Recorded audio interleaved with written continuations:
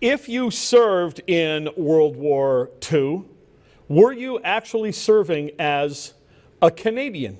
If in fact you were born in this country before 1947, are you a Canadian? That sounds almost like a ridiculous thing to bring up for consideration. But joining me now, Don Chapman. Don, welcome. Thank you. Apparently, there is, in fact, a debate ongoing. Those who died World War I, World War II, died not as Canadian citizens, but British subjects?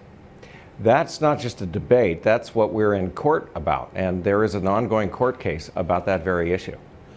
Well, why haven't we heard about this before? There must have been a lot of people who realized before this that the issue existed. This is a question I've never been able to understand because this has been ongoing for quite some time. It started years ago with the war bride issue, and Canada put the war brides on trial, and we eventually won in Parliament, not just in court, but we won where the war brides were recognized. But then they decided that not all the war bride children would get their citizenship. That citizenship didn't exist before 1947. So then we went back to court, and now we're in court in Ottawa, where the federal court will be hearing some of these arguments this week. So as the Prime Minister and Governor General are standing at the cenotaph saying what wonderful Canadians they were, across town in the federal courtrooms, the government will be arguing that they were never really actually citizens. Well, it's interesting that I was reading the account of one soldier, Vimy Ridge, said he didn't really feel Canadian until he fought there and came home. They say that Canada, came of age, so to speak, and he said he felt nothing but Canadian after that. So there is some credibility to this idea that he himself didn't think he was Canadian before that. Do you know who that was? That was Peter Worthington's father. Yes. And yes, absolutely. Peter Worthington wrote about this. He really understood that angle of the military.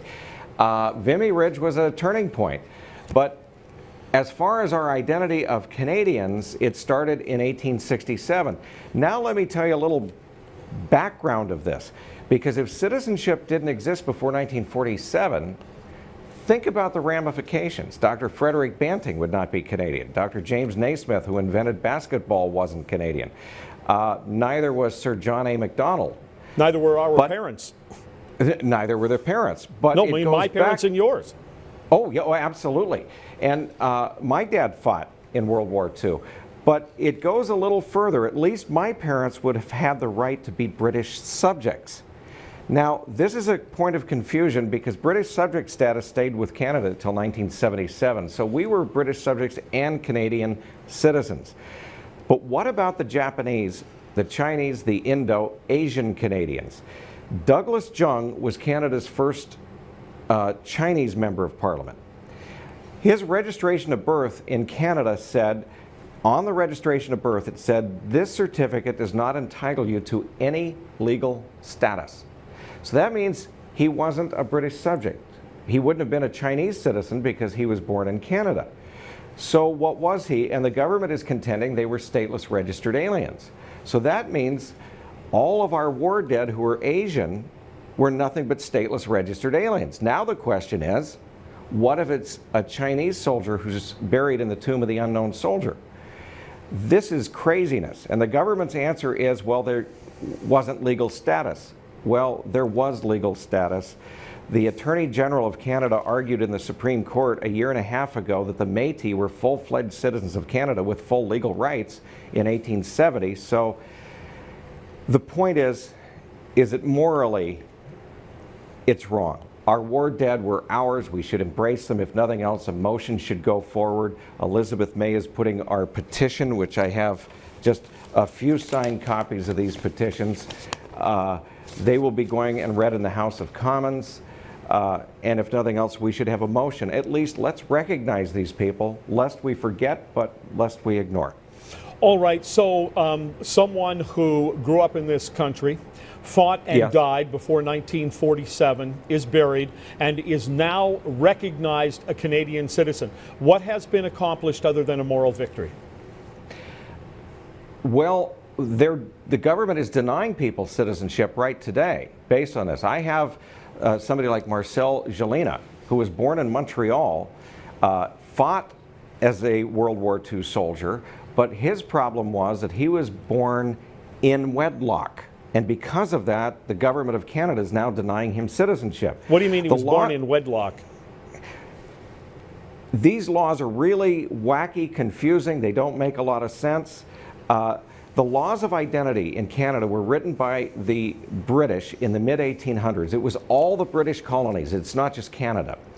Word for word, it said married women, minors, lunatics, and idiots will be classified under the same disability for their national status. Married women were property of their husbands, children property of the fathers if born in wedlock, and property of the mothers if born out. So what we're fighting is these laws are still being enforced, but only for people born before 47. So we have actually buried Canadian-born World War II soldiers because they were born in wedlock. Why? Because their fathers were American. Their mothers were Canadian, and so the government says, well, they were property of their American father, not their Canadian mother. And reverse it, the lawsuit that's going on in Ottawa right now is over a war bride child that was born out of wedlock. So the government's saying, well, she's been here since she was age 2, but she was born out of wedlock, so she's property of her British war bride mother, not her Canadian soldier father. And then they took this extra step by saying, oh, and citizenship didn't exist, so none of our war dead. No one was Canadian before 47, and that's where it just gets into the bizarre twilight zone. Well, for anybody who wonders why some people find government incredibly frustrating, there you go. It's fascinating. Don, thanks so much.